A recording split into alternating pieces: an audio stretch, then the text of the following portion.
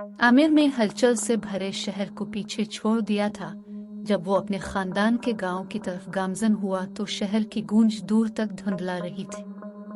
रात गहरी काली थी और एक शदीद तूफान आकर आया था जिसने घूमती हुई सड़क को गद्दार रास्ते में बदल दिया।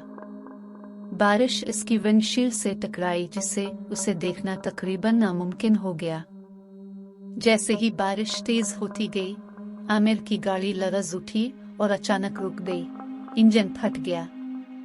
घबराहट फैल गई जब उसे एहसास हुआ कि वो कहीं के बीच में फंसा हुआ है।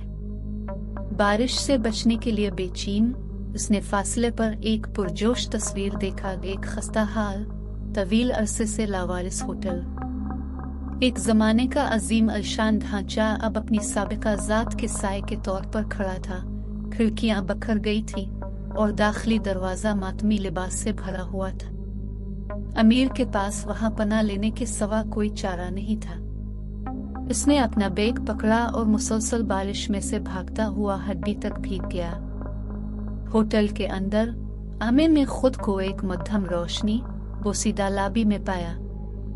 वक्त की तेज खुशबू से हुआ भारी थी और छत पर बारिश के मुसलसल ढोल से खामोशी टूटी थी। इसने खौफ का एक नाकाबिल फहम एहसास महसूस किया, लेकिन यह वाहिद पनाहगाह थी। जैसे ही आमिर कड़कती हुई सीढ़ी पर चढ़ा, फर्श के तख्ते एहतजाज में करा रहे थे और वो किस्म खा सकता था कि इसने हुआ की तेज सरगोशियां सुनी थी। ऐसा लग रहा था जैसे होटल की दीवारें एक दूसरे से राज बड़बड़ा रही हूं। वो दूसरी मंजिल पर पहुंचा और एक खुला दरवाजा मिला जो एक कमरे की तरफ जाता था। कमरा खस्ता हाल था।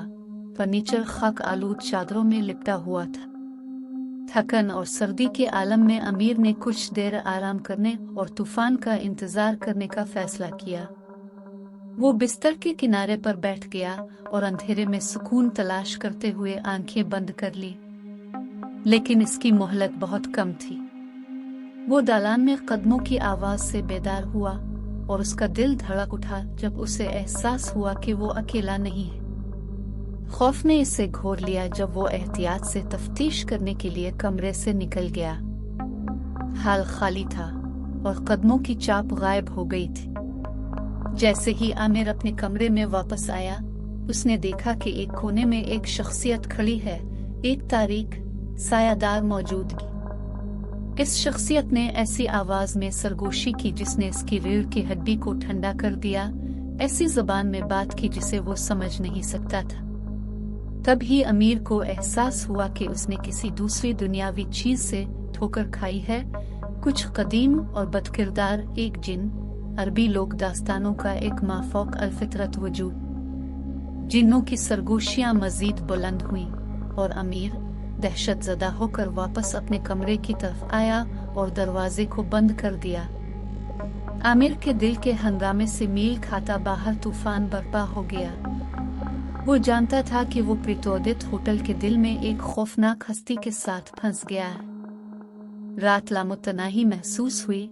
जिन्नात के वसवसे हर लम्हा अमीर को सताते रहते हैं। जैसे ही आखिरकार तुलू हुआ और तूफान थम गया, शरारती मौजूदगी मुंतशिर हो गई। आमिर ने कोई वक्त जाय नहीं किया और होटल से फरार हो गया, कभी वापस न जाना। लावारिस होटल भोली बसवी यादों और तारीक राजों की जगह हमेशा के लिए आमिर के जहन में एक डरावने ख्वाब की तरह नक्श हो जाएगा जिससे वो आसानी से बच गया था। और जिन्नों की सरगोशियां इन माफौक अलफितरत क़ुव्वतों की एक ठंडी याद दहानी बनी रहेंगी जो इंतहाई गैर मुतवक्किल जगहों पर छपी रहती है।